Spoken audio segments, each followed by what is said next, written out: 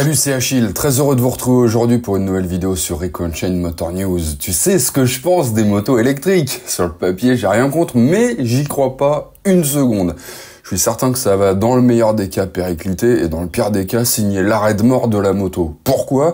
Parce que la moto pour moi c'est synonyme de liberté et que je vois pas du tout comment tu peux te sentir libre quand tu te trimbales avec un fil à la patte.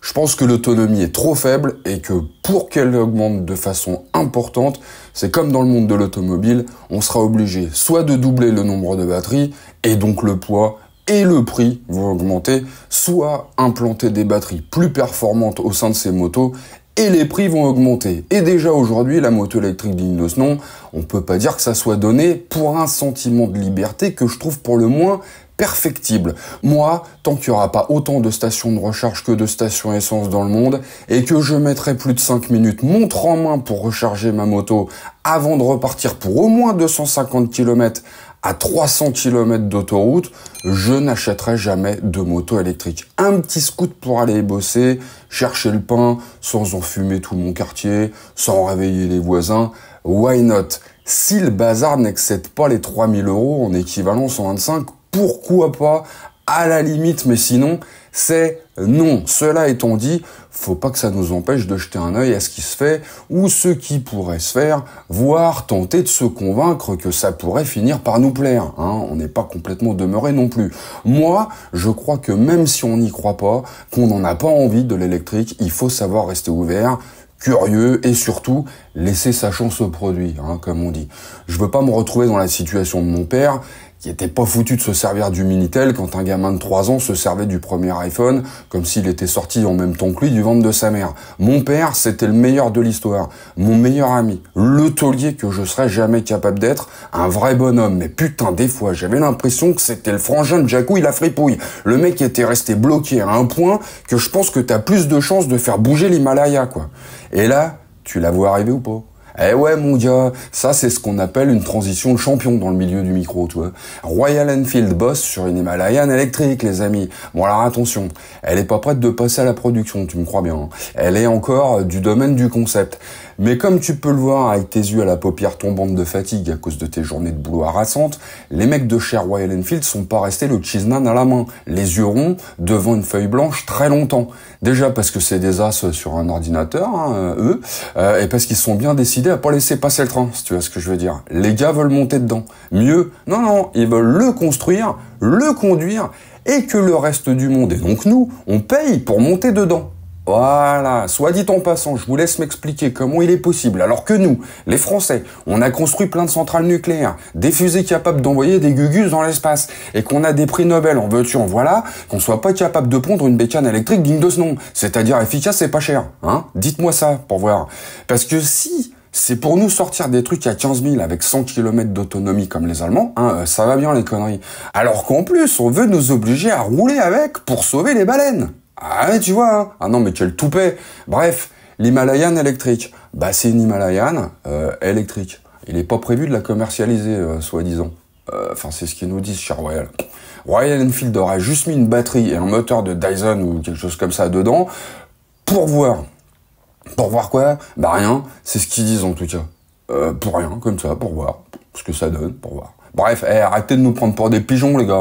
On la voit arriver gros comme une maison, l'histoire. Vous allez nous vendre quoi en Europe à partir de 2035 quand on pourra plus vendre de thermique? Des parpaings? Du boulgour? Des moufles? Non, des motos électriques, bien sûr. Bon, alors, plus clair dans les intentions. Orxa, une autre marque indienne. Tu vois que... Alors arrêtez d'essayer de nous la faire à l'envers, Royal Enfield. Ok? On vous voit. Orxa, donc, a profité de la grosse moto Fiesta de Goa, la fin novembre. Ouais, en même temps que le Motoverse organisé par Royal Enfield. On vous voit, les gars. Orxa a dévoilé donc sa Mantis. Un roadster au gabarit de 300 cm3, à peu près doté d'un moteur électrique capable de développer 27,5 chevaux seulement. Bon, il y a quand même 93 Nm de couple. Du coup, on peut quand même abattre le 0 à 100 en moins de 9 secondes, 8,9 secondes pour être précis. Et on peut atteindre les 135 km/h sans problème. Cadre et sous-cadre en alu, fourche inversée de 41 mm, disque de 320 mm à l'avant, étrier radial Bybré, sous marque de Brembo, donc 4 pistons, 182 kg. tout plein fait d'électricité.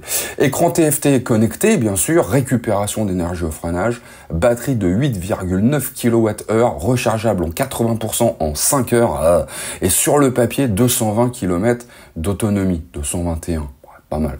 Et là, attention, en Inde, c'est vendu avec 3 ans de garantie pour l'équivalent d'un peu moins de 4000 €. Ah, ça commence à parler ou pas? Non? Alors laissez-moi encore une chance. Direction la Chine avec la marque Naxeon, qui propose une moto électrique baptisée IAM. Ça s'invente pas. Et là, franchement, je trouve qu'elle a une gueule d'enfer. On dirait un super mode de l'espace. Non, mais moi, je suis un peu geek sur les bords, hein, vous le savez. Hein. Le CO04 de BM, je trouve ça plutôt cool. Donc j'ai une excuse. Non, là, attention. Le IAM, c'est quand même du lourd. Écoutez-moi un petit peu ça. Seulement 14 chevaux, bon, mais 273 Nm de couple. Le truc monte aux arbres. Le 0 à 50 abattu en 2,8 secondes. Et 120 km en pointe. La batterie, c'est une SSS. Hein. C'est pas une solid state batterie. C'est pas SSB. C'est une semi-solid state batterie. Tu vois, cherchez pas, ça doit être bien en tout cas. En tout cas, c'est plus léger, voilà, c'est ce qu'on dit, plus compact et plus dense d'un point de vue énergétique qu'une batterie traditionnelle. Résultat, la version 4,3 kWh, c'est 120 km d'autonomie. Et la 6,5 kWh, c'est 180 km d'autonomie maxi à 60 km/h. Bon, mais l'autre c'est pareil. Hein. Bon, c'est pour beaucoup, hein, c'est sûr. Ça met 1h30 pour passer de 20 à 80% de charge. Alors ça c'est mieux déjà, hein, recharge rapide. 5 heures pour la totale en matière de recharge. Et on est sur une moto qui ne pèse que 110 kg. C'est un vélo le machin. Et alors moi le truc que j'adore, c'est les LED partout là, sur les côtés, tout là. C'est la foire à la saucisse et au boudin le bazar. Ça t'accueille avec des lumières quand tu t'approches. Il y a un mode show-off là qui clignote de partout. Ça peut même clignoter en fonction de la musique ambiante. C'est une mini discothèque à roulettes le truc. Mais surtout traction control, écran TFT et bien sûr détection d'angle mort, caméra avant et arrière. En cas d'accident, c'est super. Et tout ça manifestement pour la somme de 7 à 8 000 € en France. Parce que Naxeon aurait prévu de les commercialiser bientôt chez nous. Ah, t'es content, hein? Ah, t'es content, hein? Bah, dis-le que t'es content. Et sur ce, les amis, à samedi.